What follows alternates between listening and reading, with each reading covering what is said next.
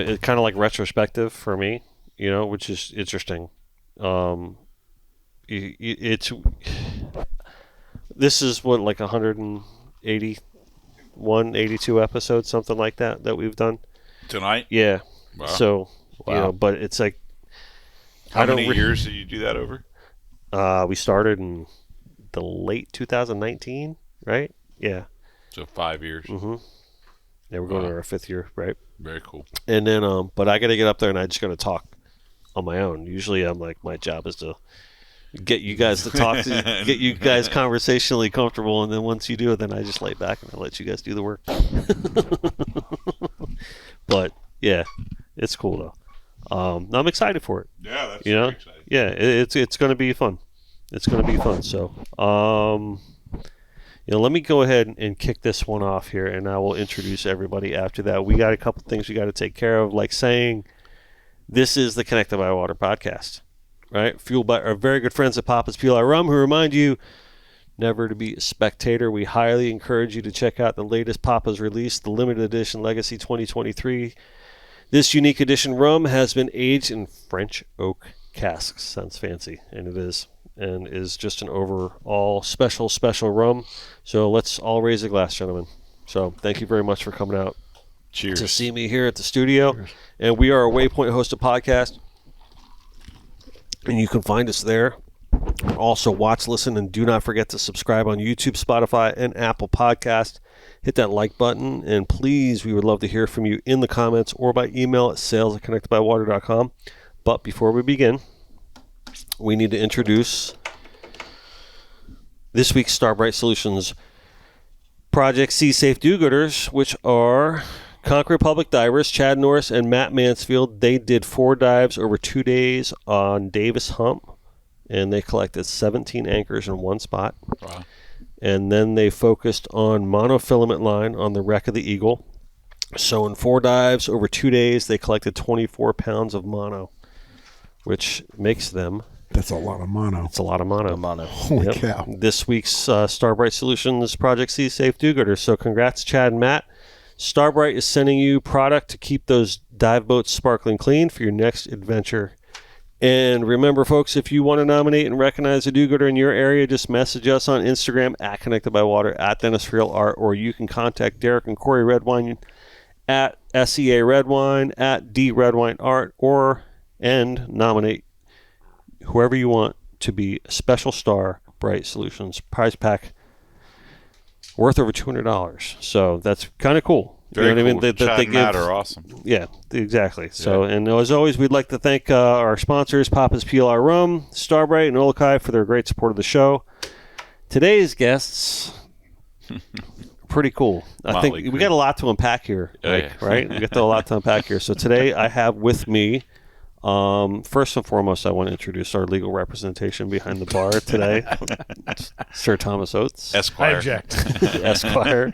But very, very honored to have some Gladesmen in the room with us today. Jack Shealy, thank you very much, sir, Thanks for having coming us. in. Marshall Jones, appreciate your time. Glad to be here. Pretty cool. We got Max Fish Camp here. I think it's pretty awesome. And Skunk Mike, Cave headquarters. right? Yeah. So that's right. Were you nominated for like the something? So yeah, it's undisclosed at this time, but we were nominated as a top 10 roadside attraction by USA Today, which is awesome for a family roadside business. That's awesome. I do know that we were the only one that was located in Florida, and so that was really cool. I think that's going to be really cool accolade for the shop and just get us in the next season. Nice. Yeah. That's awesome. That's awesome. And Mike Elfenbein, you are no stranger to the show, my friend. No, love the show. Right? Thanks for having me back.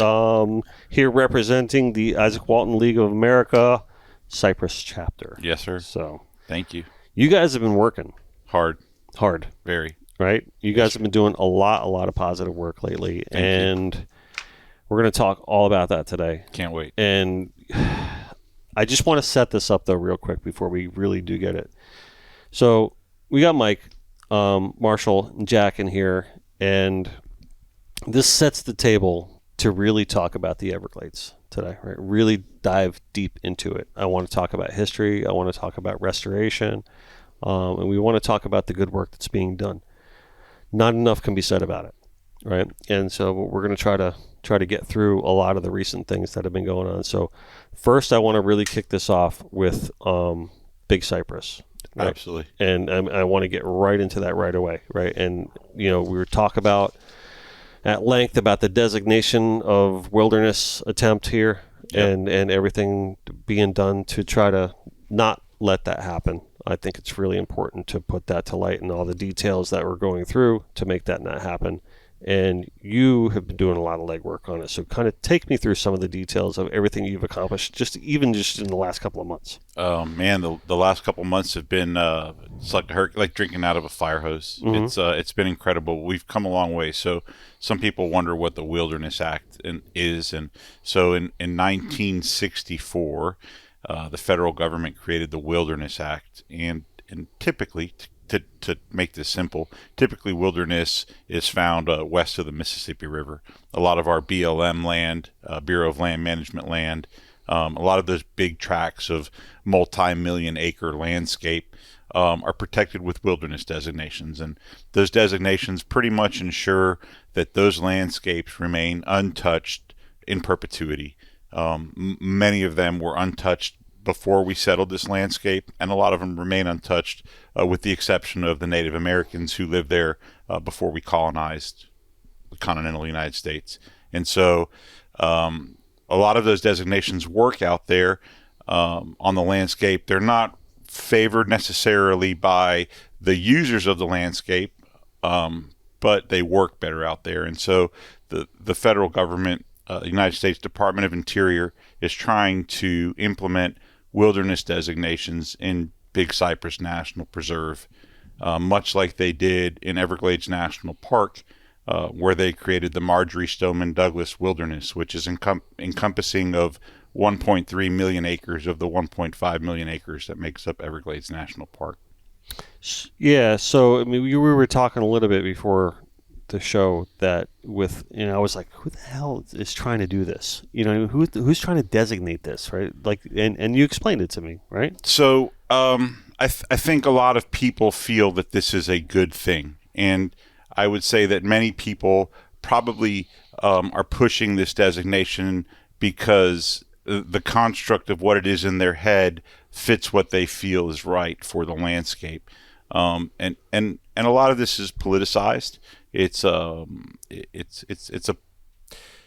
construct of extreme environmental organizations that live under the guidance of preservationism, which is essentially that we take a piece of land and we keep man off and it'll take care of itself and everything will be great.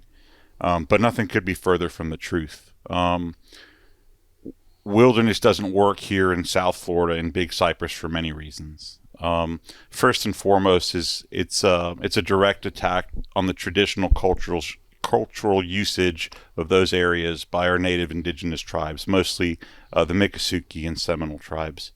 It's also an affront to the Gladesmen culture, a federally recognized culture, who has similar traditional use and culture of that area, and were instrumental and integral in creating the first national preserve in the United States of America.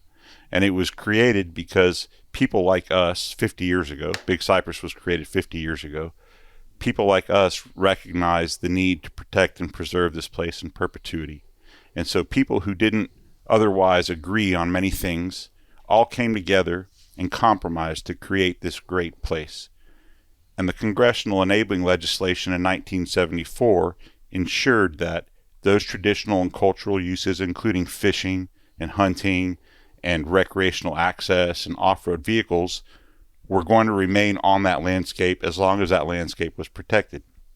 So along comes this wilderness designation, and wilderness designation essentially allows the government to turn the preserve into a park without actually reconfiguring it into a park. It takes away those abilities of off-road vehicles, hunting and fishing, not just for the Gladesmen and the traditional users of the landscape, but for those people who came before it was a preserve and before we were here, the Miccosukees and the Seminoles. So unfortunately, the agenda to create a wilderness designation in Big Cypress National Preserve is it's not based in science. There's no merit for necessity to having a wilderness designation in the preserve.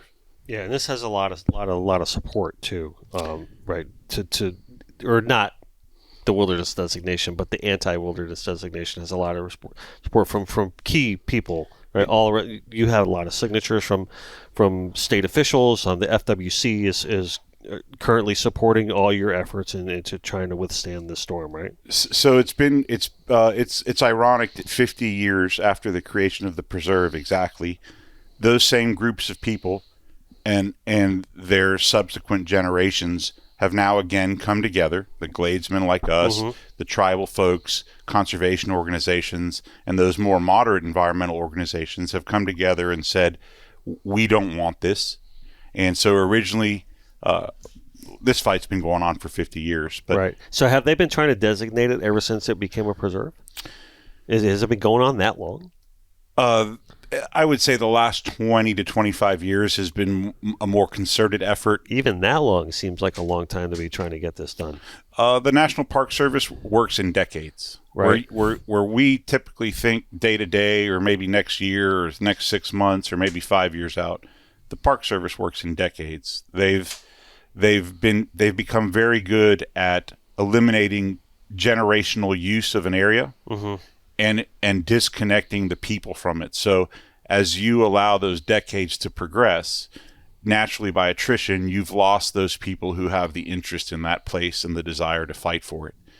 So I think they finally got to a point where they felt like they'd achieved that goal and there wasn't very many people left to fight, but they failed to recognize how much the few people who are left really care about this place. Yeah, and I think it's pretty important to point out, too, that this is the first preserve in the United States, right? 729,000 acres, the size of the state of Rhode Island. Yeah, so it's the first piece of land in the United States ever to be designated as a preserve, and I think that's important for Floridians to understand that and know that. So, and I wanted to ask you guys, right? The Gladesmen, there's a deep, rich history with Florida, with something like 150 years generationally that you guys go back, right? Yep. Take me through just growing up like that and understanding your history and your culture. I mean, for me, it really wasn't even portrayed to me. Me and Marshall, one of the people that really pioneered the Army Corps of Engineers and the Gladesman culture study, was a big advocate for the Gladesman culture. His name was Frank Denninger. And, when I was in my early 20s, Frank's like, when people ask, you got to tell them you're a Gladesman. And I'm like, we've been called a lot worse things over the years. Let's just be honest here. But yeah, I think that the diverse cultural landscape of the Everglades is something that's definitely been part of this process with the wilderness designation. You go way back for us. I mean, you've got, basically the Gladesmen were a subculture of the Florida Crackers. A lot of people in Florida, and they know about the cattle culture in North Florida. As families pioneered and went further and further south, a lot of those families that had those multi-generational ethnographies, they're coming further south into the part of the state. When they got south of Lake Okeechobee, just everything was different. Farming, a lot of the characteristics of the culture come over from the old country, the cattle farming, fiddle music, distillation, even when you read through the history books, right? So you have a lot of families that are just ingrained with the land, we probably left 100 times. There just wasn't anywhere for us to go to continue our everyday life there. So it was much different for my grandfather and evolved. And like, Mike saying, it changes just as through every generation, those regulations and those lines that you see on maps that really aren't there when you go out in the woods. It's evolved to what it is now. And so yeah, you've got, down in Everglades City, there's a lot of families that have, rich background commercial fishing. We had a logging industry down there. But people definitely have lived with the land, the changes in the seasons, and adapt to it to your everyday part of life, especially when summer comes. You get in the mosquitoes. Everybody knows about that. Interesting enough, I'm from Big Cypress Swamp. I'm kind of what you would consider over on the western part of the Everglades. Marshall, your family's from the eastern part of the Glades. I mean, really on the open river of grass. So both of our families have a multi-generational history there, and we've often talked. You've got the commercial fishing families in Everglades, and then the Shealys are out in Big Cypress, and I don't know who's out in that area there at 75 up towards Looneyville, but I mean, we've always said Marshall. Tom's family. Tom's they're camp out there. But we always said, for people that live there that have that multi-generational background, it's limited. And it's been interesting as we enter these times in 2024. There's not really room for underserved cultural communities anywhere in America, right? Times are changing. And so we've had a little bit more of a seat at the table with the work that Mike's done, just getting people involved through Congress, House of Representatives, speaking up in regards to issues in the Everglades. And I got to say that one of the best things is, when they're talking about some of the work that Mike's doing, it's not like what you see in the newspaper. Because anytime you read about the Everglades or Big Cypress, Everglades restoration, and then there's some figure with the word million written next to it, right? And at some point you wonder, like, what's the shining star here? Because if that's all people, they have to put the amount of money, The work that Mike's done, I've never seen that. And, he spearheaded a lot of projects over the last few years and really been able to get us to be part of this process with the government. And the biggest thing is that the knowledge that you gain from living in a place and work with the land and seeing the change in the seasons, that's the elephant in the room when you go there and you've got people that are looking at graphs and charts and maps and they've never been out. Marshall's probably pushed an airboat through the Everglades, broke down further than most of those people have all walked put together, and that's a fact. That's a fact, more than once. But the changes in the seasons and the changes in the land are like starting to be more recognized, so not only are we getting a seat at the table, people are starting to listen. One of the biggest things for me with the wilderness designation is if you look at the state of Florida throughout history, like the Florida cattle culture, the cattlemen of Florida, I feel like have been one of the best managers of land historically. When you go out to some of these legacy cattle properties, you see more wildlife. They're picture perfect, and a lot of it's due to the management. So when you take an area like Big Cypress that's had human involvement, and realistically, the Everglades itself, you've got thousands of years of human involvement just with fire, right? Shaping the geography of the landscape there. You don't just flip a switch and stop managing the land and say that that's how you're going to protect it. Because that's not something that works. That doesn't work for Florida. And I don't know how it works out west, but you go somewhere that's a desert or basically one type of geography, mountain range, prairies. We're in like one of the largest, most biologically diverse areas in the state. We have saltwater marshes on the planet. Saltwater marshes, freshwater marshes. You've got the cypress swamps, the upland hammocks. There's so many different areas. And so the wilderness designation and the constraints that it puts on the management, it just doesn't work for our state. So I'm going to come. You had asked, and I didn't finish my thought before. So you had asked about. I apologize. No, it's all right. It hit me in the side of the head. So you had mentioned the support that we've had for this. So initially, the traction on this current effort to oppose wilderness was a result of guys like Marshall, Jack, myself, writing letters to legislators and bringing to their attention that there was something bad coming.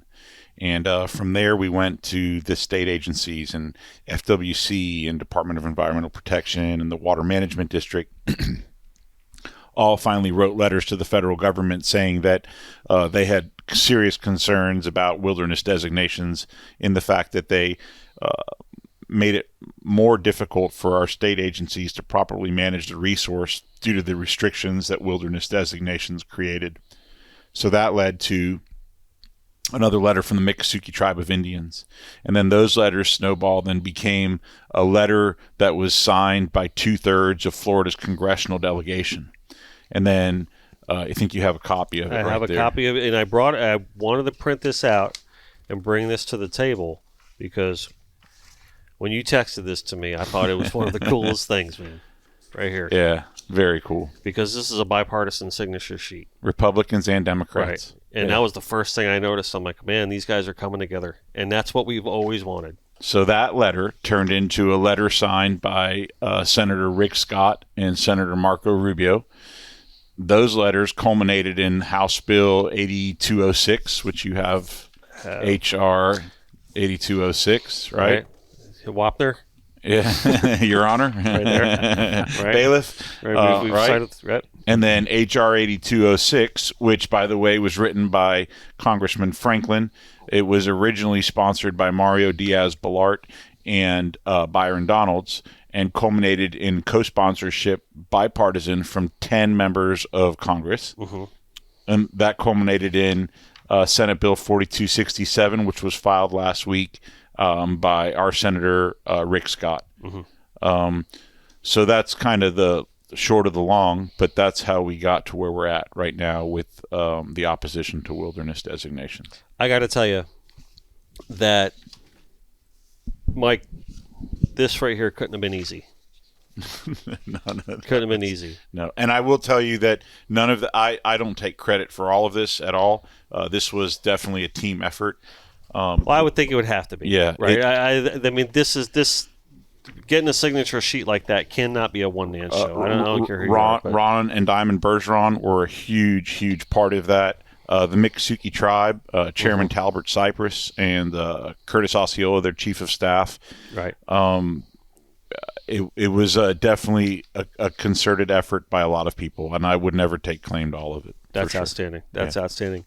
Marshall, I want to get your take on a lot of this. I mean, in the work that was put into this, and you own Max Fish Camp, and it's a long-standing tradition that you have with that place.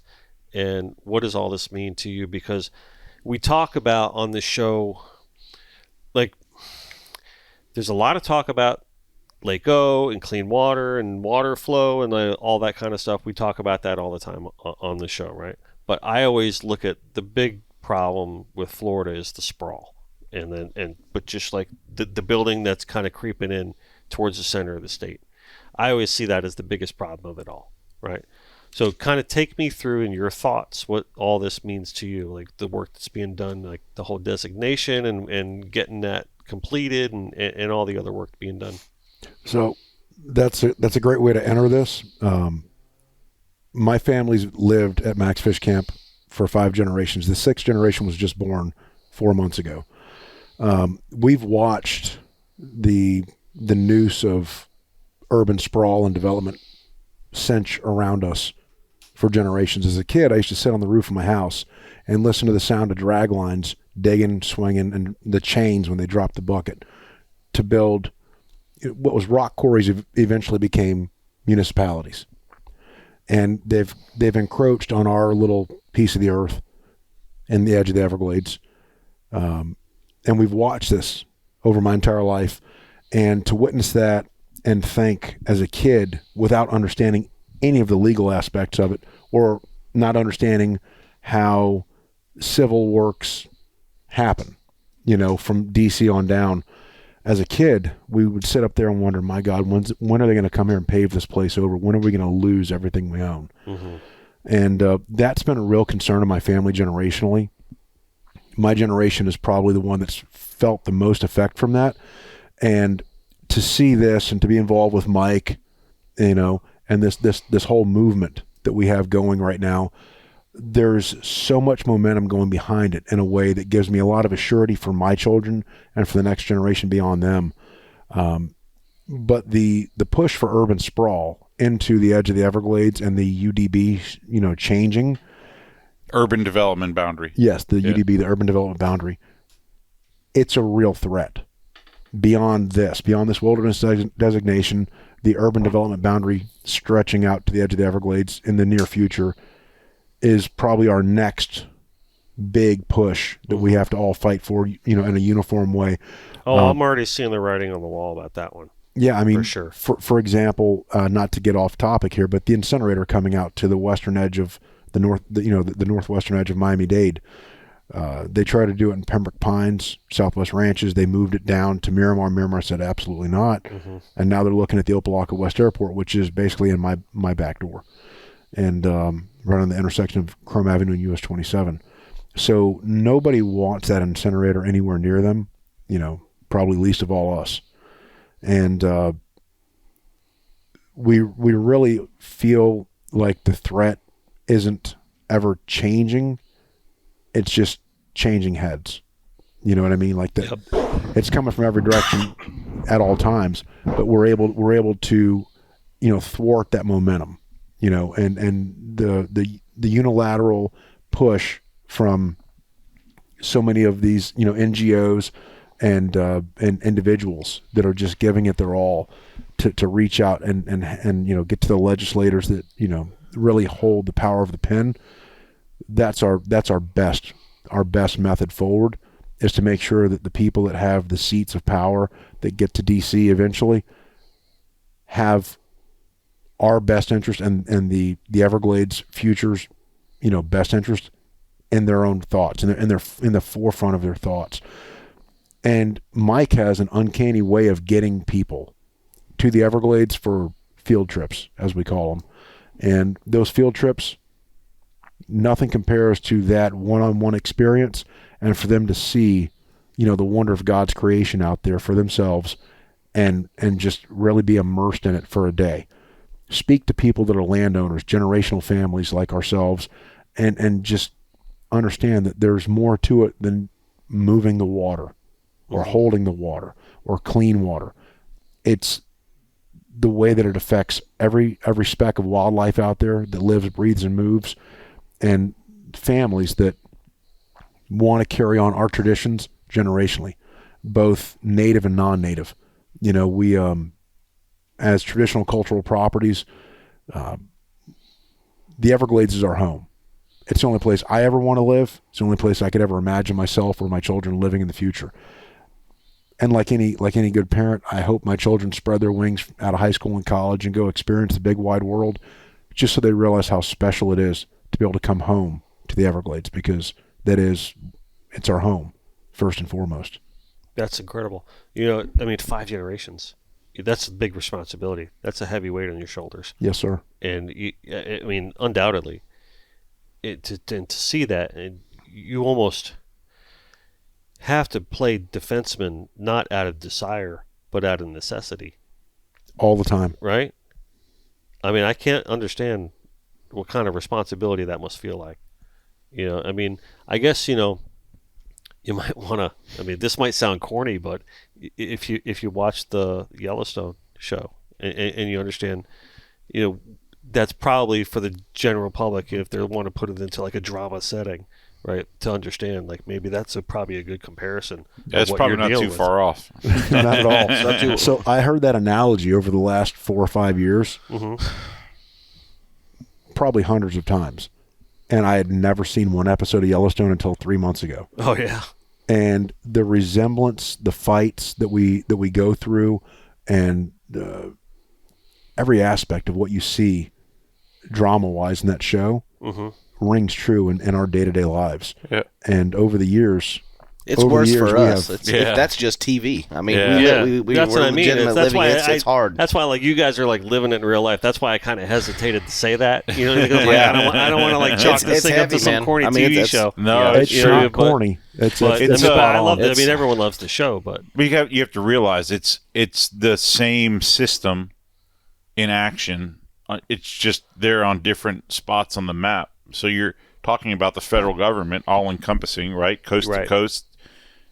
They're everywhere. Because that's you explained that to me earlier. The designation is a federal thing. It's not a state thing. Yeah. Which is important to understand the difference between that. So a lot of people don't, not to diminish anyone, but a lot of people don't draw a difference in government, right? It's just the government. And so, but it's not just the government, because you've got your state government, and you've got your municipal government, and you've got your federal government, and then within each government you have administrative and legislative, right? So and in its own right is the beauty of the United States of America, the way that structure is, as long as it functions properly. It's manipulated, right? Right.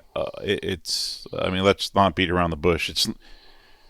The system is definitely not working the way it was intended. But the design of the system... Yeah, if you stick true to it, right. it in theory it works. But I've been spending a lot of time in Washington D.C. lately, and I haven't lost all hope.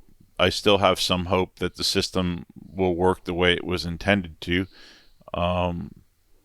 Just have a lot of people pulling in a lot of different directions, and there's, as important as this issue is to us, when you go to Washington, D.C., and you meet with our agencies and our leadership in the legislature, they're dealing with bigger issues like border walls and immigration reform and those things are all important too, but they seem to overpower the conversations. And so it's really hard to amplify something that's so specific to our little spot on the map to something important enough for people to pay attention to. So to your point, a lot of energy went into getting those signatures on a piece of paper because you have to get through all the noise. Right.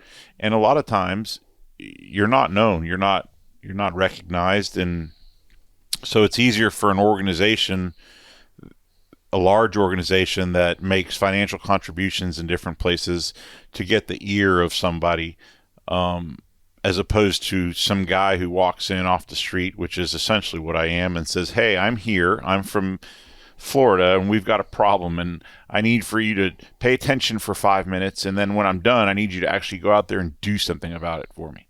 And so I'm often frustrated because 90% of my time is spent trying to convince the people in power to do the right thing, and 10% of the time actually doing the right thing. Mm-hmm. And so that's real. It's something you really have to toil with in your mind, right? Like, you have to put in 90% effort for 10% return, and you never know when that 10% is coming, or if it's coming, or what it's going to look like, or what effect it's going to have. So politics is a frustrating game.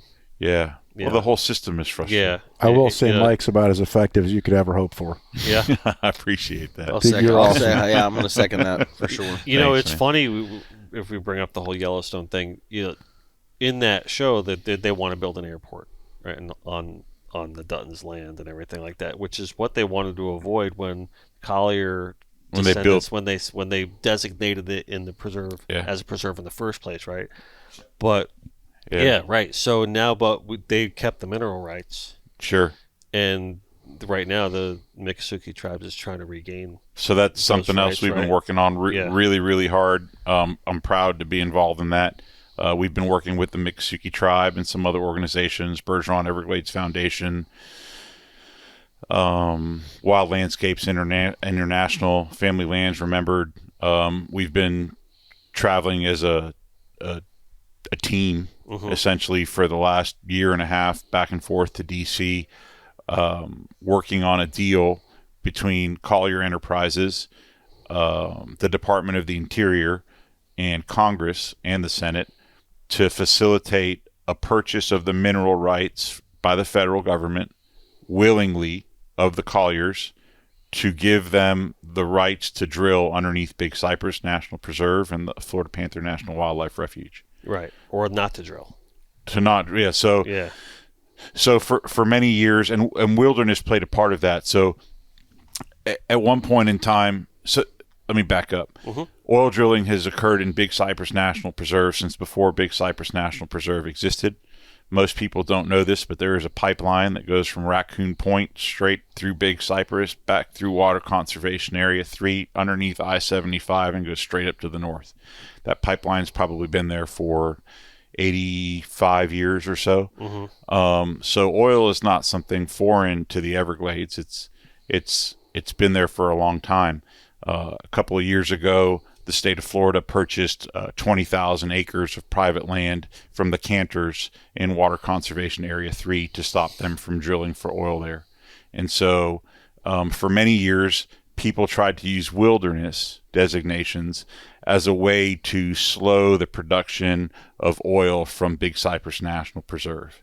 There's 2 oil fields in Big Cypress National Preserve today. There's one in Bear Island, and there's one in the Corn Dance Unit at Raccoon Point, which is, it literally sits at the junction where Water Conservation Area 3, the Miccosukee Reservation, and Big Cypress National Preserve all meet in the northeast corner of Big Cypress National Preserve. The Sunnyland Reserve. Correct.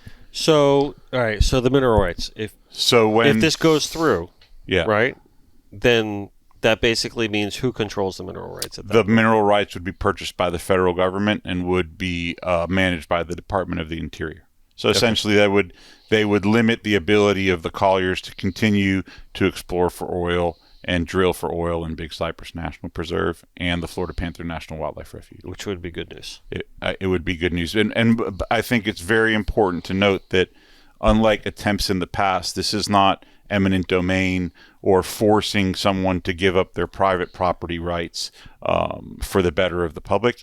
This is actually an attempt to make those private property right owners whole and ensure also the protection and perpetuity of Big Cypress. And so the intent here is that the money that would be spent to buy those mineral rights would come. So before President Trump left office, he signed the America Great Outdoor Act. And so the oil mining that happens in the Gulf of Mexico, all those big, wonderful fishing rigs that everybody likes to fish on, right? Every year they take those royalties and pay them to the federal government, and that comes out to somewhere between on average 23 and 25 billion with a B dollars. And so the America's Great Outdoor Act ensured that every year in perpetuity, at least $900 million of those funds are available through the Land and Water Conservation Fund to pay for conservation efforts, mostly acquisitions of land within the United States for conservation. So the intent would be to use royalties from oil to purchase the mineral rights from the colliers and not charge that to the taxpayer. Wow. Yeah. Convoluted. Yeah. Yeah. Yeah. Totally. But if it works, it works, right? That's how you got to get things done. Right? Yeah. That's how so you we're protecting not only the landscape. Hopefully, we're also protecting water quality, but more importantly, is we're maintaining the rights of the Miccosukee and Seminole tribes who have lived on that landscape since before we got here. Right, and a lot of it comes down to that. Right, a lot of it comes down to the Miccosukee tribe. I know we don't want to speak for them, right? Yeah. But let's face it. That's where they live. That's their home. Yeah. Right, and with all due respect to the Collier company, I think this is the right thing to do. Well, especially when there's such a microscope on the state and the Everglades and Lake O and all because it's not just your organization and the Bergeron Foundation, and there's tons of other organizations that are involved. There's a lot of money being put through from the governor's house right now to restore and protect, and however that money gets managed, I know that's another deal. Yeah. Right. But especially with all that going on, because it's the biggest hot button in my mind as a Floridian, someone born and raised here. This is the biggest hot button topic we could be dealing with, because if that fails, then the rest of the state fails. And I think that's the whole point and goal of what I'm trying to do here on this show, is to bring all these granular details to the forefront to the people outside of the Everglades, so everyone understands the importance of this. That's right. Right? Because I don't think that as a state we could be dealing with anything more important than this right now. Couldn't agree with you Certainly more. not. To that point, just like the name of your show suggests, connected by water, from the Mississippi to the Appalachians, on down through all the springs in northern central Florida, all the lakes in the peninsula, and the Everglades down south, it all lands together eventually in the Gulf Stream. And the Gulf Stream is the most important ocean current in the world. And the Everglades and this restoration effort through the Everglades and, for the Everglades benefit really has a huge impact on the Gulf Stream itself, both nutrient density wise and salinity wise. And if the Gulf Stream continues in the wrong direction as it has for the last 60 years, the world itself as a whole is in grave danger. Because if the Gulf Stream continues to increase in salinity, increase in nutrients, and decrease in volume and speed, then we've got a major problem. Right. And so this Everglades restoration is much larger. It's a more global problem than most people realize. And there's so many people out there around this country and around the world, as you were saying earlier, that don't understand how concentrated this problem is. But this problem isn't just concentrated to us that live here, that have a direct cause and effect from living here or wanting to develop out into the Everglades or stop oil production here. There's a global impact down the road that nobody's really putting together into this big picture. And that is the Gulf Stream is going to potentially fail unless we get this right. That's an outstanding point, and I'll tell you why, at least from my perspective here, because we do so much water talk here on the show, and we don't really bring up the Gulf Stream all that much, to be honest with you. And that's maybe a failure or an oversight on my behalf, but we're always talking about the waterways and the Everglades and the outflow and everything like that. But we're not really bringing up the Gulf Stream that much, and that's an incredible point. The two biggest. Go ahead. I just want to bring up one last point too, because just like a very small cancer cell can kill an entire human body, a very small cancer cell can kill the entire planet as well. Sure. I think it's no different. It's definitely no different. So the two biggest contributing factors to the creation of the Gulf Stream are the discharge from the Mississippi, which of course is completely altered because of all the hydro dams, and nutrient density, of course, is crazy in Mississippi discharge. But then you've got the Everglades, which is, it's like if you run your blood through a dialysis machine, what you get back is the water that was coming out of the Everglades. The Everglades was the dialysis machine for the peninsula and for the Gulf Stream. And that system is greatly altered and failing. So if the Army Corps can just please work with nature on this one going forward and listen to, indigenous people, listen to Gladesmen that have lived there generationally, and make sure that we understand what a healthy Everglades should look like and how it functions, and the discharge itself, I thoroughly agree with restoring, the sheet flow through the Everglades National Park, restoring that out to Florida Bay is critical to the health moving forward. And generationally, that's the biggest, I guess you could say the biggest footprint we leave here, is how we take into concern the cause and effect of this restoration. And there's so much effort put into, it's been so slow for the last 30, 40 years. Let's just spearhead this and go forward at warp speed, as they call it, warp speed. And that's great. But in that warp speed movement, we have to consider the cause and effect of how it's going to be long-term manageable. And that management includes the species that live there historically. And that's the biggest shortcoming so far that I've seen in this entire management process that they've disclosed looking forward, is that it's gone from wildlife management to aquatic wildlife management. Speaking mostly on the invasives? No. On native species. The entire footprint of the Everglades now, as far as South Florida Water Management District and the Army Corps of Engineers is concerned, and this started about 11, 12 years ago. One of the last meetings I went to with Frank Denninger.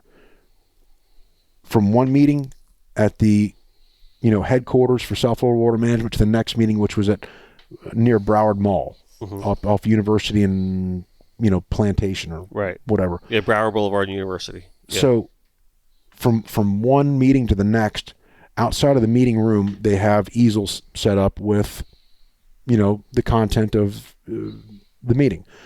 From one meeting to the next, the easels went from wildlife management to aquatic wildlife management. There was a complete omission of wildlife, fur-bearing animals in the Everglades being put into the future management plan. Yeah, they call them indicator species, right? So we're losing all of our upland species like deer and raccoons and opossums and rats and squirrels, and we're even losing some of our turtles because they have nowhere to lay their eggs because the 70% of the tree islands in the central Everglades have disappeared, right? So we've gone from using those upland species as our indicator species to using aquatic species or birds that are dependent on aquatic systems like wading birds or alligators or...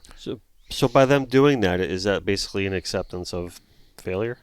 No, it's a shift to say we now recognize that we no longer have upland species. So instead of trying to correct that, we're going to tell you which species are doing good, and that'll be an indicator that we're doing what we're supposed to be doing.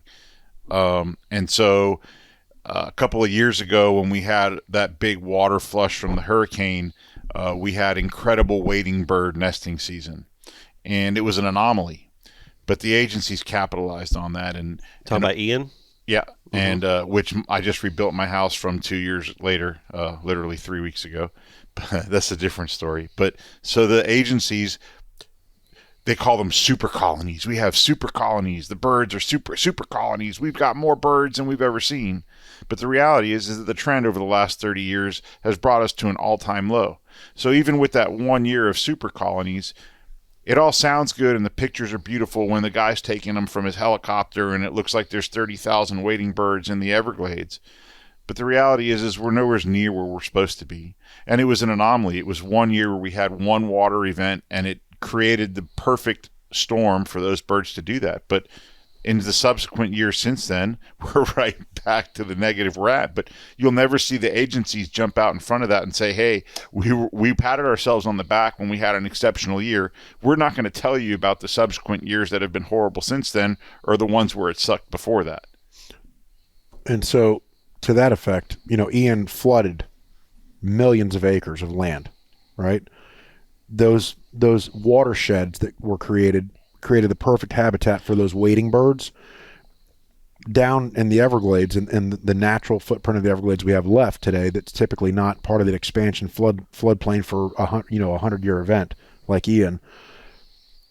Because of management practices and the works, the engineering works that have been put into place by the Army Corps and South Florida Water Management District, there's a confinement within the Everglades that more or less has turned it into somewhat of a manageable reservoir and not so much of a river like it used system. To be. Mm-hmm. And so the idea of restoring the conservation areas through Tamiami Trail and out into the national park, creating sheet flow. Sheet flow is, the Everglades is as big as this table, and the water layer should be as thin as one sheet of paper flowing across it. It's not. People hear the word or the term river of grass, and they assume the Everglades is supposed to be a, waist deep to overhead flowing river. It doesn't work like that. The Everglades is a very thin, it should be a very thin ribbon of water, just barely covering the landscape. This year, to the, antithesis of what you're saying, where I'm at in the Everglades in Conservation Area 3, we've had the worst year for wading birds for every species of nesting bird during rookery season I've ever seen in my life this year. And that's because we're coming out of an El Nino year, going into a La Nina year, which I've seen 3 times in my life that I can remember. Mm-hmm. As far as cataloging species, somewhat species management and so forth. And this year was the worst because we never had a drought. And going into what is now the bottom of the drought season, the water's now at a good level where the wading birds would be had there been normal water levels 2 months ago. I can count the nests probably on my fingers and toes within a 2-mile, proximity of my homestead. Normally there's 50,000. Seriously. Come on. Yeah, normally there's 50,000 nests. It's a pretty drastic change. Well, we've seen that, and Jack could probably tell you more. We've seen that in Big Cypress too. I grew up it's hunting. mirrored exactly what you're seeing there, Marshall. The canals right now. I mean, people, when they talk about Everglades conservation, they're like, we got to get the water flow right. But one thing that always gets neglected is to talk about how important the dry season is for the nesting colonies of birds. Right, a pair of wood storks eat about 125 pounds of minnows in a nesting season. One pair of wood storks, right? Tens of thousands of wood storks in the Okeechobee Prairie, all the way to Naples and to the east of us. So you have to have that dry season. I was at the canal maybe 3 weeks ago, and I could just see the clouds of the gambusia or the mosquito fish. Mm-hmm. You always, when they talk about the important animals in the Everglades, they always focus on, they call it the charismatic megafauna, the panther, the python, right? The black bear. That's my favorite fish in the Everglades, by the way, because it eats mosquitoes. Amen. It's the start of the food chain. Taking it, you don't like mosquitoes. The gambusia is really important. I mean, that's a main forage for a lot of like the sport fish in the backcountry. A lot of that's our main forage for the birds. So you have to have the dry season. This year, I see just clouds of gambusia in the canals. The water levels haven't went down until, like you said, just in over the last 3 weeks with those last couple of fronts. Into going around Easter. That's usually our last good northwest wind or hard northeast wind pushing the water out of the marsh. And we kind of had an extended about 3 weeks after Easter, still getting some cooler weather. And so it's been late this year. But yeah, I mean, we're seeing a lot less birds this season. Because a wading bird with a 2-foot leg can't eat in 3 feet of water. Right. And to Jack's, angle he's working there, which is really important. Below that in the food chain, you've got perry fighting. Most people have no clue what that is. Gambusia, like you said, or mosquito fish, they're this little, more or less like a guppy, and below that, they're eating off the micro food chain that, you can barely see with your naked eye. You almost need a microscope or at least a magnifying glass to see it. Most of those live in periphyton. Periphyton would be the equivalent of sargassum in the ocean. And you've got all these microecologies of, teeny tiny, fauna living in there, from single-celled organisms on up to mosquito larvae and dragonfly larvae and so forth. And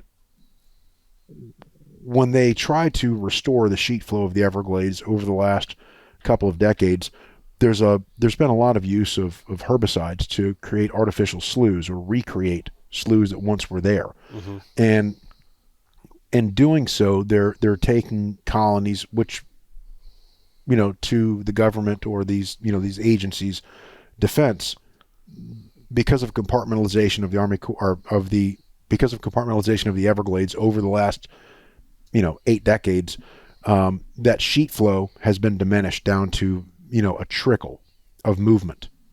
And so colonies of sawgrass, which would be here and here or here and here, have grown into the vast slough systems that make up the river of grass. The heart of the river of grass is really slough systems, which are the rivers within the river of grass. Mm-hmm. Ridge and slough is the terminology. Yes, ridge and slough. So, but that ridge and slough is the contour of the Atlantic sea floor. The entire footprint of the Everglades was part of the Atlantic, sea floor. It was an archipelago prior to the Ice Age. Mm-hmm. And since the Ice Age, there's been 2 different distinct periods of anywhere from 200 to 350 years where the Everglades were inundated by salt water. And that contour of the elevation of the soil, which creates the soil depth, the ponding water depth, and also the rate of sheet flow through that ecosystem, through that ecology, is critical to the type of plant species and animal species that grow and survive and thrive in that area. And so right now, the next big push by the Army Corps and South Florida Water Management is to try to get those flows restored. But I can tell you from personal witnessing throughout my entire lifetime in the Everglades, shallower sheet flow produces much better results than deep water. People, and I hate to harp on the same thing again, people hear the word river and they think deeper water equals better quality. Mm-hmm. That's the exact opposite of the truth. Shallow water creates better sheet flow and better water quality in the Everglades. When you create a deeper water profile, just like what's happening in Lake Okeechobee, you get such a sediment layer of flock and turbidity in there that the plants themselves are not able to then get proper photosynthesis. Proper light, right. And then you've got these plants that aren't filter feeding through all the surplus nutrients that are there like they should. And they can filter feed much faster or much more efficiently when the sheet flow is faster and the water is lower and clearer. I've seen the water in the Everglades, when the water is at a proper level, flow one direction and then be held by works of man, to put it nicely, and the water flows the opposite direction. Instead of south, it'll flow east, or it'll flow north, or flow west from what it would historically have flowed. And that's. Do you think that's an unintended circumstance, though? Like it would happen by accident? Well, I'm not saying I'm not here to say that I think the Army Corps or Water Management is trying to sabotage the Everglades. Right. They're certainly not. Right. But the Army Corps of engineers are specifically that. They're engineers trying to make sure that the infrastructure of what the government has developed can sustain for the next century. They think in centuries. Like you said earlier, the other agency thinks in decades. The National Park System thinks in decades. The Army Corps of Engineers thinks in centuries. Okay, and then South Florida Water Management District, their objective isn't ecological sustainability. It's providing water to municipalities. That's what they are tasked with. So you've got the Army Corps saying we're gonna maintain flood control. You've got the South Florida Water Management District who's saying we're going to try to maintain water quality with that flood control parameter, and we're going to also go by the federal government's management schedule across this landscape that God designed, nature designed, and that would be managed by rainfall in a natural pattern. And there were no impediments to allow that water to not sheet flow off the landscape. The Everglades is a watershed. It's never been a reservoir. It's never been designed to be a reservoir except for the alligator holes and the occasional meteorite strikes or whatever, things of that nature. Bombing ranges. Yeah. But that's not natural, silly. So, but those make some damn great fishing holes. Yeah. But so, the alligator by design is the caretaker of the Everglades. People think of the alligator or even the crocodile as a mindless eating machine. And sure, they're capable of that. But by design, just like how man, the wilderness designation is designed to keep man out of whatever footprint we designate wilderness. Man was established here on this planet to be the caretaker, the steward of the planet and the landscape. The alligator is a prime example of what we're supposed to do as a species as well. And that's go out there and take only what you need, and you develop for yourself a spot you can survive in. But then the other wildlife come during that drought season and thrive. The whole cornucopia of life gets very consolidated when the alligator makes its nest and its gator hole surrounding that. And every year there's this rebirth. Yeah, that's a great way to put it. Everything just resets. And in that little microecology, which is an alligator hole, you watch the plethora of life of the Everglades, this whole mosaic of life get together. Yeah, you watch this mosaic get together and consolidate down to new offspring, because birds come and feed on the snakes, on the turtles, on the frogs, on the whatever, and the alligator feeds on everything that comes there, but only when it's needed. And then at that time, the alligator's nest is sitting there incubating those eggs for 65 days, and the mother gator takes out all the threats, but only the threats for the babies. And then when those babies hatch out, they live in that little alligator pond, which is 3 times the size of this table. And they live there for the first year to 2 years of their life. And during that time, all of those species which are supposed to be in the Everglades thrive right there in that little microecology, which is the gator hole. And then the rainy season comes, the landscape floods again, begins to sheet flow, and all of what's left in that little gator hole repopulates about a square mile. And that's the way the Everglades is supposed to work on an annual recycling basis. You watch the alligators, which is the most iconic species people think about when they think about the Everglades, and it is the true test of health in the Everglades. We have seen a tremendous demise in alligator health and population in the last couple of decades. Some will argue that the alligator population is almost exploding in the state of Florida into urban areas. The urban sprawl and the alligator's habitat are crossing each other, and the alligator is going to do what it has to do to survive. But in the footprint of the Everglades, where this main restoration aspect we're talking about is taking place, alligators are suffering. And I mean, they're suffering bad. 70% of the alligator population is starving. That's because, 85-90% of the alligators population is within the greater footprint of the river of grass, or at least it should be.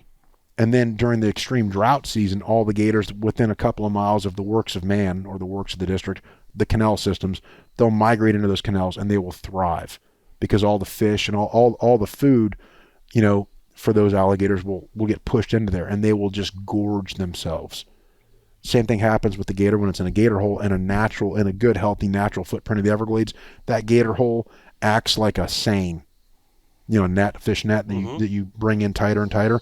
And so this giant area it's usually within one section of a slough system, the gator makes its nest, and that whole slough, as the water draws down, everything just kind of works its way into that gator hole. And that gator just gets fat and happy. People think that the drought is a time of famine for the alligators, but it's a time of feast for the and for most of the wildlife. It allows those hammocks. Mm-hmm. It allows the natural upland habitat within the Everglades, where all the fur-bearing animals are supposed to be. It allows a time for them to migrate and find new mates, increase the gene pool, and find gator holes along the way to get a drink of water. And that's the way this system is designed to work. And unfortunately, because of high water levels held for too long of a duration, and sometimes for consecutive years, we have lost just I think, a completely unreversible amount of landmass on those tree islands, unreversible amount of percentage of those species that exist there, because the habitat just doesn't exist anymore. So you think it's completely irreversible then, right? I think that the future management practices for the sustainable use of South Florida as it is today, as a metropolis and global destination, the two, one has to sacrifice for the other. Paradise Lost. Yeah. One has to sacrifice for the other, and unfortunately, the animals can't speak for themselves. Right. Which is interesting, because it started off, we were talking about the wilderness designation, and the animals, like Marshall said, the animals can't speak for themselves. My dad was down at Flamingo at the new visitor center that they've got down there, and it's not something that we like to talk about. A lot of the families that lived in the 10,000 Islands, there was about 4 different families down at Cape Sable that lived out there on the beach. And of course, 1947, park was established. A lot of people they burned the houses down there, So they say it was a public relations nightmare. We've referred to it as a lot of other things, but there was a lot of bad blood there, And in the visitor center, they've got this placard, and it talks about how the native people were encouraged to move away. And I don't know what that entailed. I don't want to speak outside of my culture, but it talks about how the fishing village was dismantled because all the people that lived there were not fit for conservation. Yeah. Who's been the biggest push to be a voice for the land, a voice for the things that live there, and like a voice to get up the road to actually get some work done? That speaks. The actions speak louder than words. Yeah. Said that they were not fit for conservation, but look who's really trying to push for the greater good of nature. I think that's just something to look at. That's good food for thought right there. 100%. So you've got to speak up for it. That's the big. Our generation was slowly as the recreational access was changing. A lot of us were disconnected from the land just because there weren't as many places to go and to recreate. My dad and them, they grew up in the woods. That's where they were every weekend. There was no reason to go anywhere else. Their friends came from town to go out there. The beach is only good. The beach in Florida is only good for so long. The beach and the golf course, right? That's a small circle. But over time, it's changed a lot. And the families that live there and the local knowledge of the land is really important. But the indigenous people, especially these last 2 decades, our family's always had a really close relationship there. Outside of our culture, we try not to, out of respect, we don't talk about that too much. But I can tell you that they've been very big advocates for the greater good. Right. Because so the bigger picture of why is it important for people to live in the Everglades, right?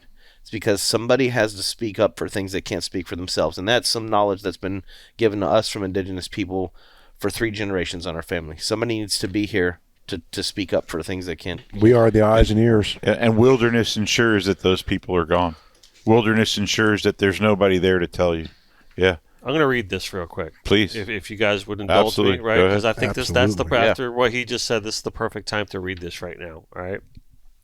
So this is a statement from Talbert Cypress. The chairman of the Miccosukee tribe. Right. So he says, the Miccosukee tribe thanks and applauds Senator Rick Scott, Representative Scott Franklin, and the members of Congress that are fighting to preserve tribal rights within Big Cypress National Preserve.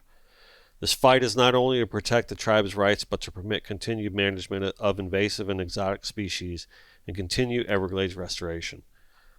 Big Cypress is our ancestral land, where every root, prairie, and slough and our ancestors fought to remain in. Historically, we would hunt, fish, and gather, while we avoided capture and annihilation within modern boundaries of the Big Cypress. Our connection with the land and our identity has been jeopardized by an effort to regulate these lands and exclude native stewards in the process. Cannot stand by and let our lands be overrun by invasive and exotic plant and animal species or allow infringement upon our rights to traditional cultural practices. Wilderness is bad for Big Cypress, bad for the tribe, and bad for Florida. The push to keep wilderness out of Big Cypress transcends politics and includes artists, activists, environmentalists, hunters, water managers, and law enforcement officials.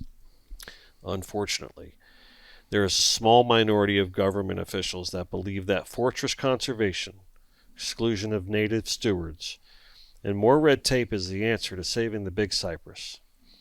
We are fortunate that there are members who listen to the people of the land, who are able to tell this small group of officials that they were wrong. It is fitting that during our ceremonial season, we see our friends and partners in Congress standing up for the Miccosukee in our ancestral land, the Big Cypress. We look forward to the passage of this bill to continue the stewardship by and preservation of the rights of the tribe indefinitely. Good. No truer words. I think that was an incredibly strong letter written. Well spoken. Yeah. They the Miccosukee tribe has been incredible. They've, no pun intended, the tip of the spear. Yeah. For sure. Yeah, for sure. Absolutely. I want to talk a little bit about, if you guys will indulge me, Lake Okeechobee. Oh, yeah. Bring it. We were just on, Jack didn't make it, but Marshall and I were just on Lake Okeechobee 3 weeks ago. We hosted some state representatives and state senators and their staff and some different members of different organizations throughout the state that are involved in water quality initiatives and Everglades restoration. So bring it on. It's the heart of the Everglades. We can all the agree liquid on that, heart of right? the Everglades. Yeah. Right. So there's been a lot of I don't want to say controversy. I don't want to say disagreement. I just say difference of opinion as to what happened, because I've been trying to take this attitude about the whole thing, right? Because I'm going to try to look at people in the most positive light I can, and I want to say, it's probably not true, but I want to say, at the end of the day, we all want the same thing. And that's the line that I've been saying. We all want clean water. We all want a healthy Florida, right? So that's the perspective I at least wish that everyone would take. That we all want the same thing. We all want everything to flow properly. We all want a healthy Florida. We all want clean water, right? That doesn't seem to be what's happening, right? There are a lot of different organizations that got their hand in this pot. Right? I'm not going to name any names. That's not what I'm about. I'm not about throwing people under the bus or anything like that. But I do want to get your guys' opinion and perspective on what the right thing to do is, or what at least your opinion on that is, right? If you'll indulge me. Who wants to take that first? So the right thing to do depends on if we're talking about the right thing to do for the future of South Florida as a municipality, or the future of South Florida as an ecology. There's two very polar opposites there, and I mean it's an extremely polarized view. I like that you're starting that answer out that way. It's a fact. It's a fact. It's a fact, black and white. And the really dirty part of it is that when you get into gray, it doesn't work for either one. Mm-hmm. The gray causes death on either side. Death of the ecology, or if you try to bring the ecology into the city, you can make mitigation banks within future developments of the city, but those mitigation banks are not ever going to be the Everglades. And it's going to be the death of the Everglades as you future sprawl out into it. You can't make a mitigation bank that does what the Everglades does. You just can't. Can you colonize, micro-colonize plants, species that are endemic to the Everglades? Can you micro-colonize, wildlife species that will come there for rookery and bass and turtles and frogs and snails and gators? Well, who wants a gator out there? Because, there's dogs somewhere along that little mitigation pond. So no, we can't have the gators there anymore. So who's supposed to be natural? Who's supposed to be the natural dictator of what survives and what doesn't within that mitigation bank? It's the alligator. And, and God bless him, Ronnie Bergeron, his moniker is Alligator Ron. And I've told him for many, many years now, it's people like him, and he wears that moniker Alligator Ron for a reason. He is, in his latter years, really truly becoming the protector of the Everglades. And moving forward with all this, how do we manage it? The Everglades needs water.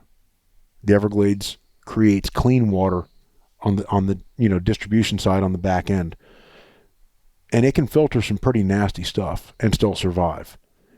But we have to moving forward, manage where those discharges are coming from a whole lot better, because until you introduce the water into the floodplains of the Everglades and allow the floodplains to discharge, distribute those nutrients and absorb them over time as it leaches through, it's not going to work properly.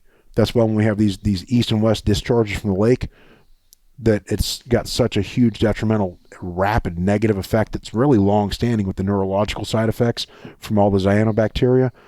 It's because there wasn't a holding time or a floodplain effect for the landscape to do what it's designed to do. And the Everglades is a floodplain, but it's a watershed. And I'm gonna beat on that drum. It's a watershed. And if the water's not shallow and flowing across it, it's not going to function properly. Lake Okeechobee, over 50% of that lake is extremely shallow, technically floodplain. It can be dry during the drought season, and it should be wet during the hydro period, which is about 250 to 270 days a year. That the lake shore, which is extremely gradual, like the West Coast, like the Gulf of Mexico, when you walk out, on the Gulf, you got to go out hundreds of feet to get water up to your chest. Lake Okeechobee is just like that naturally. And that real gradual sloping floodplain is an integral part to the lake's health. The problem is they're maintaining the water level in the lake higher than what it has been for centuries. And that floodplain, because of nutrient leaching and because of turbidity in the water, isn't able to do what it should do, because the light is not penetrating that depth of water, and the plants, the subaqueous plants that should belong there, don't thrive anymore. And going back to periphyton is an algae, but it's a brown algae, a good algae that exists, supposed to be in Lake Okeechobee, supposed to be in the Everglades at large. And that is the true indicator, that one plant species alone is the one true indicator of whether or not if the system is in balance. And if you don't have periphyton within a footprint of the Everglades you're studying, unless it's a really fast flowing area, it's out of balance. Periphyton means your pH level and your nutrient density is right. If it doesn't exist there, that area is not doing good. So to go deeper into what Marshall's talking about, Lake Okeechobee is more than just the liquid heart of the Everglades. It's the natural filter of the Everglades. And so at one point in time, historically, Lake Okeechobee had about 100,000 acres of SAV. SAV is submerged aquatic vegetation. Those are the plants that allow that water to come through them. They take the nutrients out, and the water comes out the backside cleaner. It's kind of the premise for what stormwater treatment areas are. Fast forward to today, currently, at this very moment in time as we sit here, there are 0 acres of submerged aquatic vegetation in Lake Okeechobee. 0. Used to be 100,000, we now have 0. So literally, right now, as water enters Lake Okeechobee from the north, which is where most of the water that enters Lake Okeechobee comes from, there is nothing in the lake cleaning that water. And that water could be entering the lake that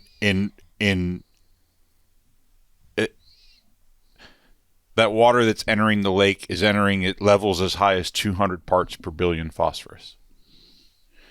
On the bottom side, when you get to the water conservation areas, that number is supposed to be in the high teens, low 20s. And when it goes into Everglades National Park, that water is supposed to be no more than 10 parts per billion. So we have, between Lake Okeechobee and Florida Bay, the necessity to bring that from 200 to 10 parts per billion. And we've completely and totally annihilated the ability for Lake Okeechobee to do that, right? And why did we do that? Because some organizations felt that it was necessary to advocate for a Lake Okeechobee system operating manual that raises the lake to as high as 18 feet, when it was clear throughout the process that the lake had to maintain a level of between 12.5 and 15.5 feet to be ecologically sustainable. So we have, at the behest of organizations, created a manual for operating Lake Okeechobee that does nothing to benefit Lake Okeechobee and was only created to validate the concerns of coastal communities who didn't want those discharges. But it's important to understand that the communities around Lake Okeechobee don't want all that water and pollution in there either. It's not coming from them. It's coming from north of the lake. 95% of the volume and 95% of the nutrients that enter Lake Okeechobee today enter from the north. The state of Florida has a limit on the amount of phosphorus that's allowed to enter Lake Okeechobee annually. It's 140 metric tons. 105 of that is supposed to come from man, and 35 of that is supposed to come from the natural environment. So you talk about like everything coming up from like Kissimmee Lake off. So essentially if you looked at a map, so essentially from Harney Pond, so all of Indian Prairie, and everything to the east to the Kissimmee River, and even just beyond the Kissimmee River, right? Like a V off the top of the lake. All of those nutrients and water, that's where they come from. Some of it comes from direct rainfall. Some of it comes from other places. But the vast majority is coming from the north. The communities around the lake, Moorhaven, Clewiston, Lakeport, Okeechobee, Pahokee, none of those people want all that water and crap. None of them. So is the answer like letting the water out sooner? I want you to get in the reservoir thing, because obviously that's a big topic of discussion. So here's the thing, right? So Lake Okeechobee and discharges have become a political fire starter, right? Every year we have these issues, and it becomes this giant political hotbed of issues, right? So a politician's in order to remain in office, you have to get reelected. So you're going to do what it takes to make your constituents happy.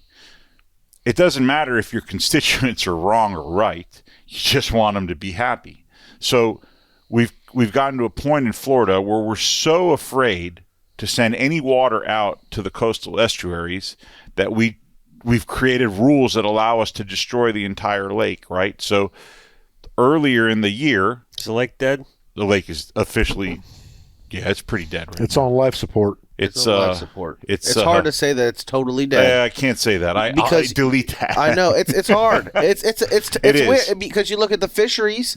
Some of these tournaments that are going on, they're degraded. But I mean, look at the weigh-ins at some of the marinas. But I mean, overall morale is bad. So, but there's still life there. To his point, last year Lake Okeechobee in a bass tournament had some of the biggest weights in bags that 30 plus pound bags of 5 fish. Mm-hmm. That's huge, right? Yeah. But we were out on the lake 2 weeks ago, and the reality is those fish are being caught in an area that's this big, in a lake the size of this table.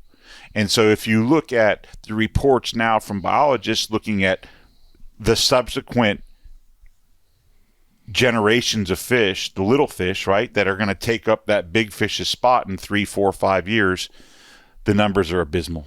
It's very, very scary.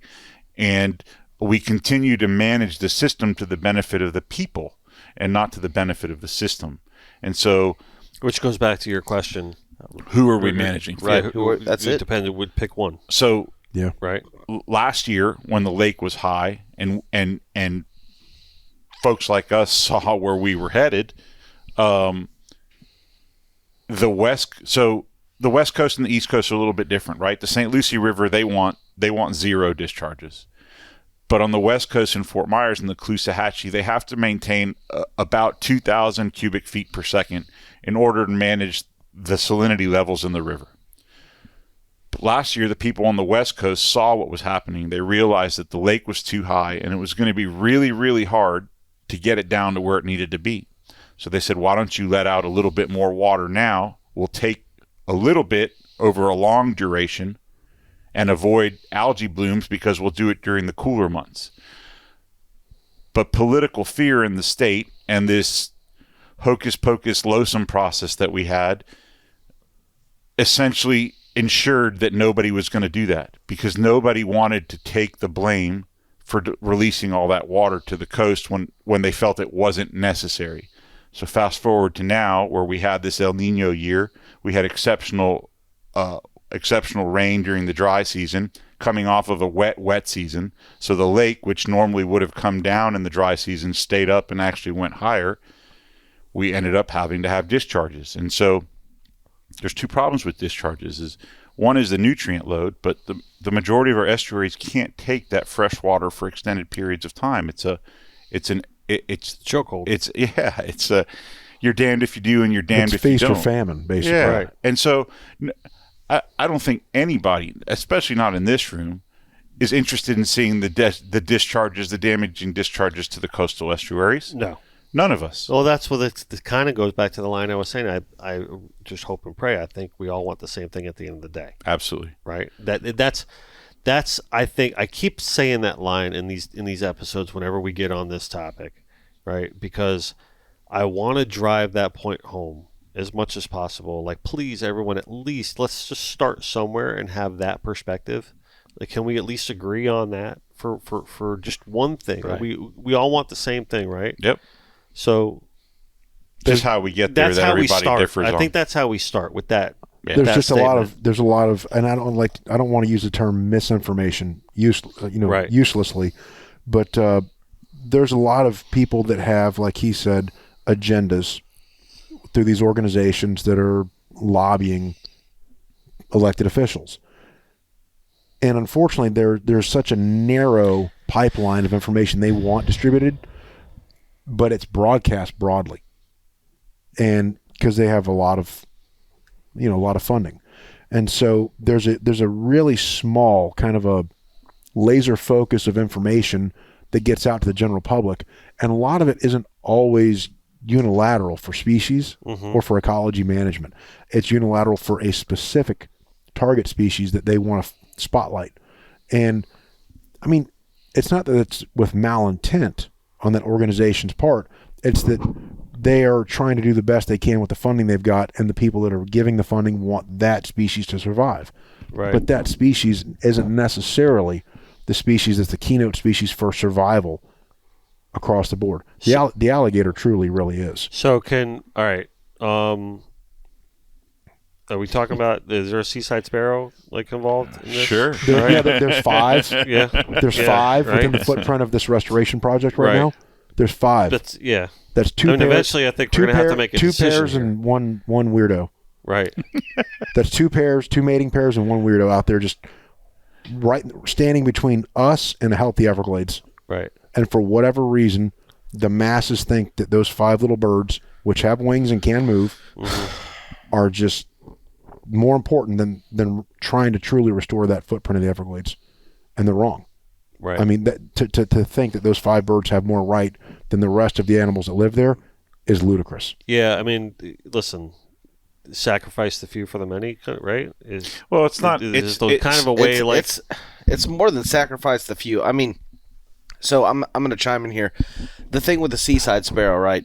This has become like a hot topic, but all the way back into the 60s and the 70s. So some of the work that I do just out where we're at, we work with the Gladesmen Heritage Foundation. We do some youth programs, youth outings, historical education with Collier County museums, right? I've got some writings from a guy named Glenn Simmons, and he was one of the founding pioneers of the Gladesmen culture. And Glenn had now Glenn's writings, okay, it doesn't quite look like what you got on your desk there, okay? They were written with a Sharpie on the bottom of soda flats in his shop. And you can read through these. They're on loan to me right now from the Homestead Pioneer Museum. And there's one of them, they're like, you got 5 minutes to make public comment. And I'm like, what am I going to say? And I'm like walking in the room. I grab Glenn's box and I'm reading it.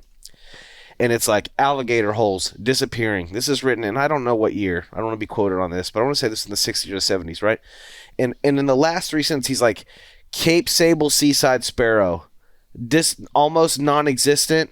I've reached out, called to the director of the national parks. I can't get anybody on board with me. The government's plan for this restoration is a disaster. To that effect, if I can interject. Yeah. To that effect. So Lieutenant Tom Shealy, one of the original game wardens in the eastern edge of the Everglades, my great uncle, he wrote an amazing book called Everglades Patrol. It's available on Amazon. Not to throw a plug out for him, but he deserves it. And he's passed on many years ago now.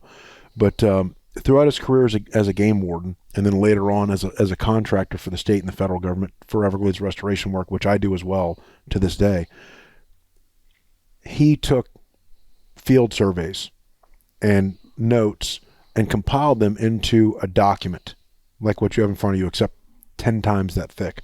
And it's called Fear of Everglades Restoration. And he created a website called fearofevergladesrestoration.org. And it wasn't that we don't want the Everglades restored. It was that the plans to restore the Everglades did not include management for the future for the wildlife that exists there historically.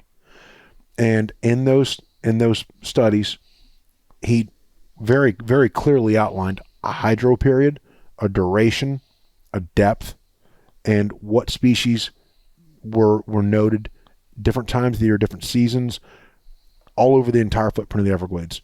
And we've carried that on generationally throughout my family. And as a child, Tom Shealy, Uncle Tom, would take us on his airboat out to Big Cypress.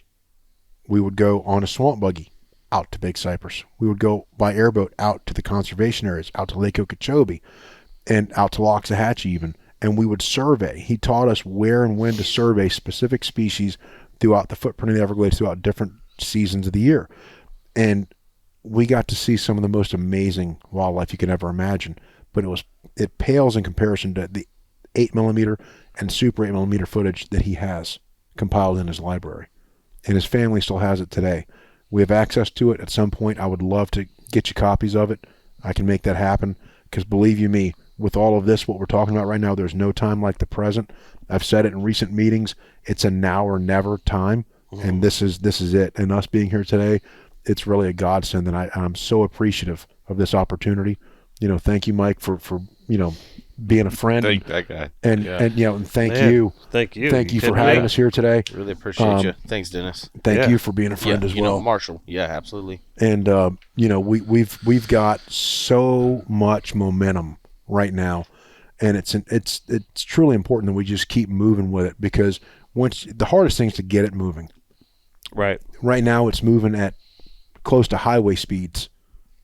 Pretty soon, we're going to have so many people going with us in this momentum. We're going to need to be able to figure out where the brake pedal is, because we are breaking walls right now. We are hitting barricades and breaking walls that have been established generations ahead of us by people that have established these parks and these the operating systems and management plans and all that. And it's funneled down to the point where there's just such a slim capability by all these organizations looking forward of management practices.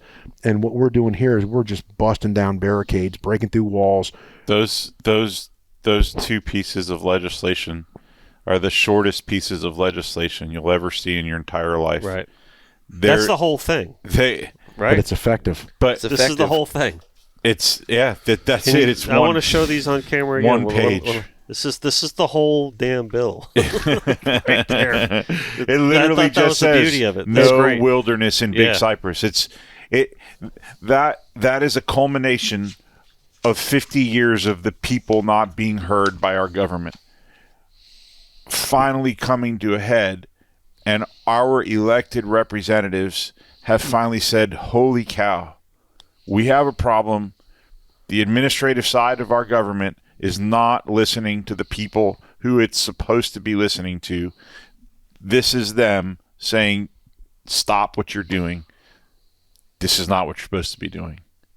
Fix it. One page. I can't. So, Tom, Mr. Esquire, right? Like, you go to an attorney and you say, I need you to write a will, or I need you to write a contract, or I need you to write a lease agreement, right? And that attorney is going to charge you for his time to write that. And, if you're lucky like Tom and you get $900 an hour, you might charge for 10 hours, right? Because that's what goes into it. Those 2 one-pagers, if you had to add up the amount of hours and energy that went into securing that, probably cost you $1 million. But the beauty of it is all the bloatware has already been deleted. You guys ever read the book or saw the movie River Runs Through It? Yeah. Yes. Do you remember the part when, because they were homeschooled, Yep. it hits deep with me because we homeschool our children, right? The father was the teacher, and he's teaching the kid how to write. And I do this with my kids all the time, right? He says he's writing the paper, the little composition he had to write. He goes, good, half as long. That was the only criticism that he would give him, right? He'd come back half as long. He's better, half as long, right? Kid would get frustrated, come back, right? And he goes, good, half as long. Like, the kid was getting frustrated. And then he goes, good, now throw it away. And then he goes, now he can go fish, right? But I was thinking the whole point of that is the simpler, the better, the more direct. So that Right? That you don't need a lot of words to convolute to make your point. Not if your cause is just, Right, Yeah. exactly. Boom. So the biggest thing that I think everybody has to bring to the table here, and it's interesting, the connection here, right? Because I really didn't know you before I came to the room. If I Marshall love meeting just people at the Marshall table. just stays at Max love Fish meeting Camp, people at the table. We met at the table. and Jack Shealy just stays in Big Cypress, and Mike just stays in Washington and going back and on the road. I mean, this guy, every time I call him, the poor guy's in the car. He's going to a meeting or leaving a meeting. We need people like you, right? Misinformation, public enemy number one. They like when they talk about the lake, they talk about agriculture. You look at the who, what, when, where, why, and how. We've reached a point where people are part of the problem as a populace, right? When, now, why, urban sprawl. But you look at what's happened with agriculture, and I can tell you that all those orange trees and all those sugarcane fields, when you fill those full of cookie cutter houses, if you think that we're having ecological problems in the Everglades, right? I'm not saying that. I don't know what the balance is. I don't know enough about the industry, but I know that it's all of us, education, to get rid of misinformation and who's the problem, right? I mean, people as a whole, we all have to accept some sort of responsibility for what's going on. But in the bigger picture, like education and having elected officials and people that can reach out to work for the greater good of the state. I mean, but education's important, and you being able to get this message out to so many people is invaluable. Yeah. This is a really big deal. You know what? We appreciate you, We've Dennis. taken a stance on this unequivocally. We've taken a stance on this that at the matter at hand, from my voice, we're Switzerland. I'm providing a platform. I'm bringing on people that I think that need to be heard, and I'm bringing on the voices that are involved in this situation, because I think by doing so, and I'm bringing them all from all angles, but I think in doing so, the truth will come out. sure. And It always does in the but end. I'm just going to sit there and I'm going to provide the platform, and anyone who wants to come to the table can come to the table and speak their truth, right? Yeah. And hopefully it is the truth. Yeah. It is all I can say. Listen, 5 years ago, when we started the podcast, we started this company. When I first quit my day job, it was Dennis Friel Art Studios, or we called it DFAS, right? We became connected by water when I entered my partnership with Harris, and we came up with this vision that, listen, we are all connected by water. That's what it says right up there, right? Amen. Right? That's Yeah. what it says right above the Polar Bar over there. We're all connected by water. And you bringing up the whole Gulf Stream comment earlier kind of illustrates that. Like, worldwide, we're all connected by water, but no place more so in my mind than Florida, Oh yeah. because it is all water. Right? It's Absolutely. all about the water here, Absolutely. right? But not People only lose that, sight of that. Not to cut you off, but people lose sight of that because we've been so good at draining the land of that water, and people have gotten so accustomed to waking up every day and being able to drive to work or drive where they're going and not have to worry about water, except for maybe once in a while when we have a hurricane. So, and especially with all the transplants we have, people don't realize that this landscape was covered by water 6 months out of the year. Mhm. Right? So, yeah, no, Yeah, that's back fine. to misinformation. Water was enemy of the state in Florida at one time. It Right. was all water's fault. If you go back far enough, it's interesting. But like what it all comes, like I said, education to determine the misinformation to get to the result. And I think you're spot on with like everybody wants the same thing. I don't believe that there's a room full of people that have bad intentions, that the legacy they're going to leave there is the, a room full of people well, with that. but that's not the legacy that anybody wants to leave in your career in government anywhere. That's Right. that's not how this Right. works. Now, they might sign a piece of paper that they don't know much about in order to get reelected, or however that goes. Right? That's not really my circle. But the bottom line is everybody wants the same thing, and yeah. If you're Floridian, you should. So going back to that, connected by water, right? I just try to quickly Google it. I don't have time to do this while we're doing this live here, but I don't know what year Florida was given the moniker of sport fishing capital of the world or fishing capital of the world. But it was pretty far back when the ecology was still intact. That was back when people came here to quail hunt. Yeah, but in all seriousness, the fishing capital of the world was designated Florida. Since that designation given to Florida has been in existence, it's been in demise. And that's because of an improper management of the water within the state. For flood control, for agricultural use, for urban sprawl, you name it. And none of it pertains to good management of water for the ecology and for the wildlife that exists there. And that's the Achilles heel of this whole thing. And it's the really shameful part for us as a species of what the hell were we thinking? Right. This was paradise. Like you said a while ago, you made a reference to Paradise Lost. I don't know if you're talking about the book or not, but... Well, it was kind of a double meaning comment. Tongue-in-cheek. Yeah. But, the Everglades was comparable to the Amazon in its uniqueness and diversity in every way until the generation before us. Mm-hmm. And where the hell is it now? Right. Where's all that diversity? Where's all that beauty? Where's the density of all those species? Yeah, and it's not just the charismatic megafauna, but and Jackal. I'm sure I don't even have to ask him if he agrees, but there's places in Big Cypress that 25 years ago, not that long ago, right? That most people can remember that. There was a plethora of wildlife to the point that you couldn't. I grew up hunting in Big Cypress. You couldn't walk, mind you. You walking through anywhere from water over the top of your shoes to maybe as high as your waist to get to your tree stand. You couldn't walk through there without bumping crawdads. Like if you shined your headlight into the water everywhere. As you were walking, there was crawdads everywhere. You go to those same places today, right now, there's no crawdads. Mm-hmm. You don't. Nobody really thinks about that because everybody's looking at the birds or the panthers, and he's exactly right. They're gone, and it's because people don't realize crawdads need a dry season. They don't. They dig little holes. They go down into the ground and they wait for the water to come back, and then they come out. When they come out, they make little babies, and like Marshall said, same with frogs. They repopulate, and so we've interrupted that. And so, like, I'm going to take this back a little bit. You wanted to talk about Lake Okeechobee, so we had these damaging discharges a couple of months ago, right?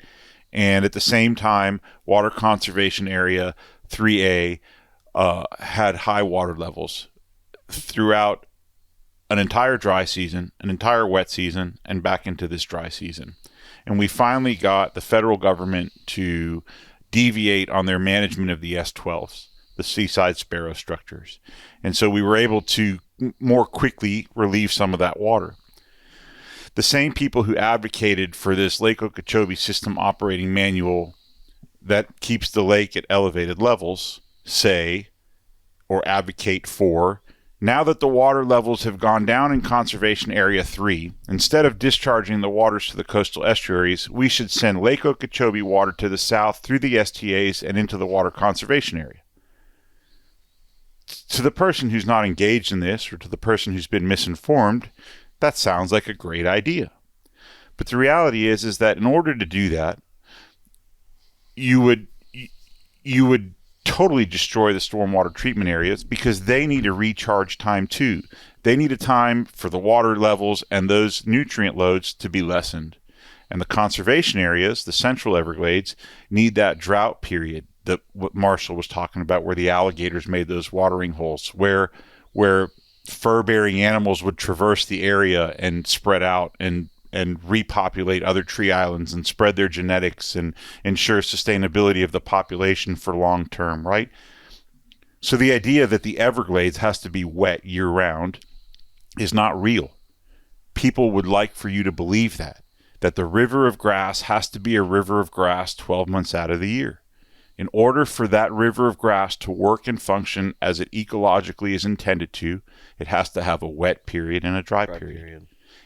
every time you eliminate that dry period, simply to ensure that there's no discharges to the coastal estuaries, not only are we damaging the estuaries with the discharges, but we're damaging the entire system below it, which needs a dry season in order to function properly.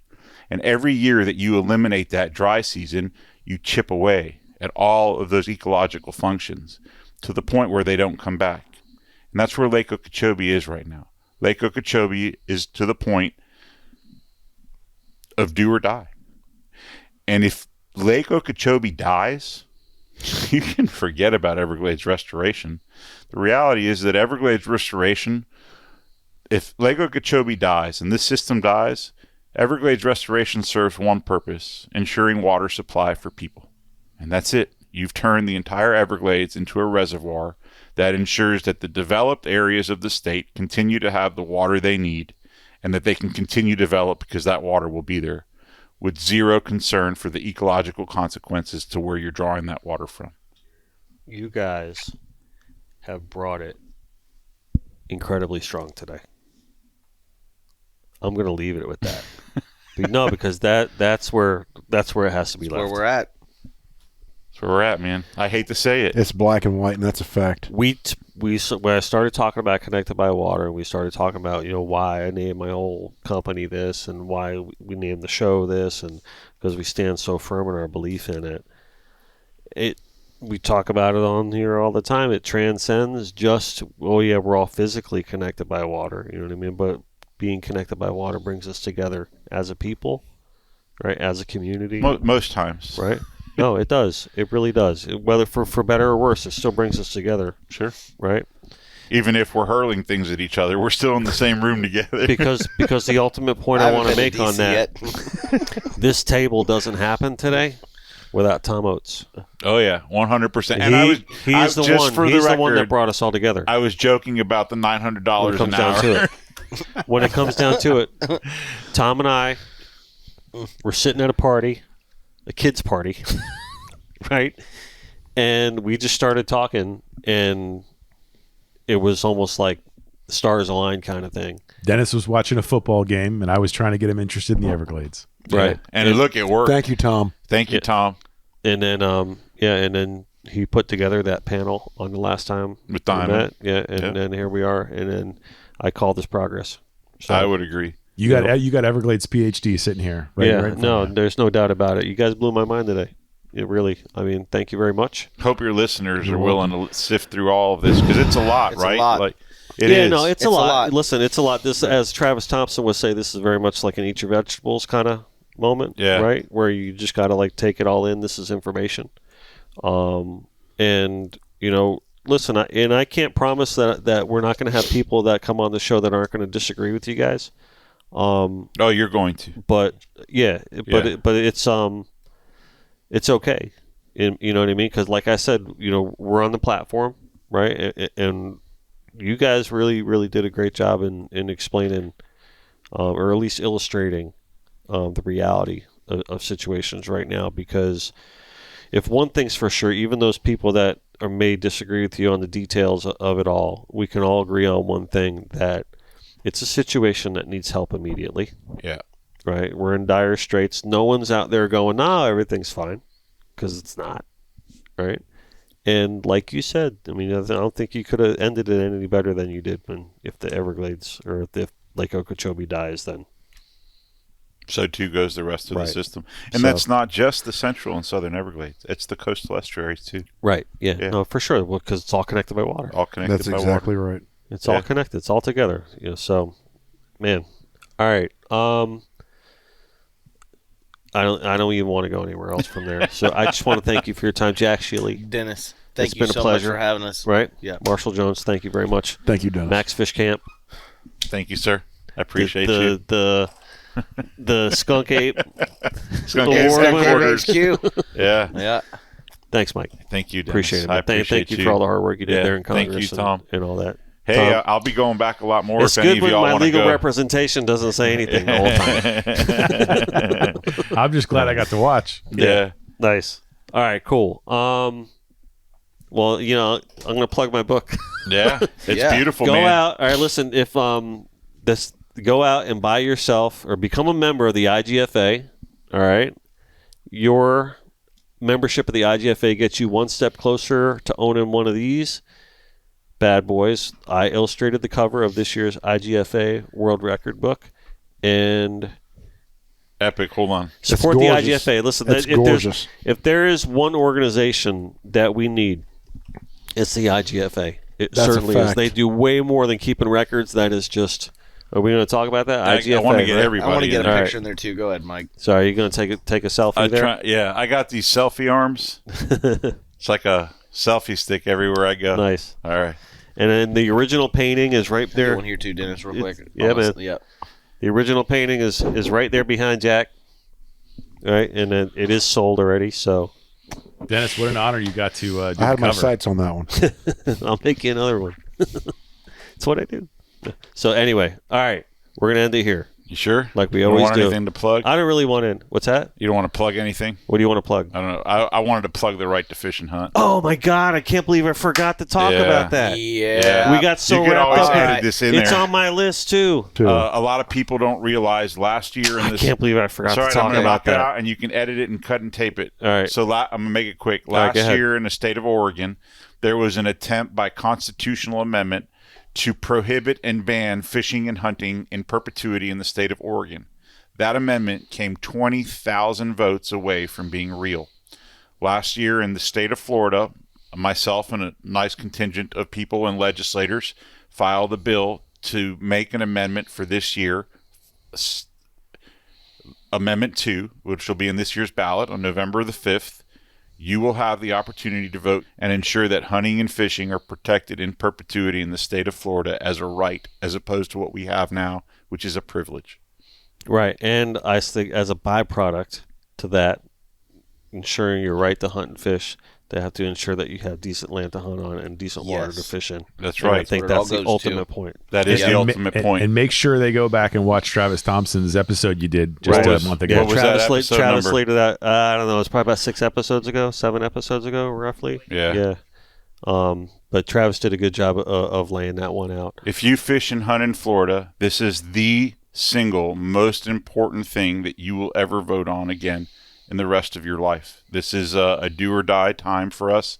Most people don't recognize that sportsmen, fishermen, and hunters are the original conservationists in Florida. Hunters have contributed to what is, if people follow the Florida Wildlife Corridor, which is the effort to save as much green space in the state of Florida as possible, 19% of all of that land was paid for by sportsman dollars. 19%.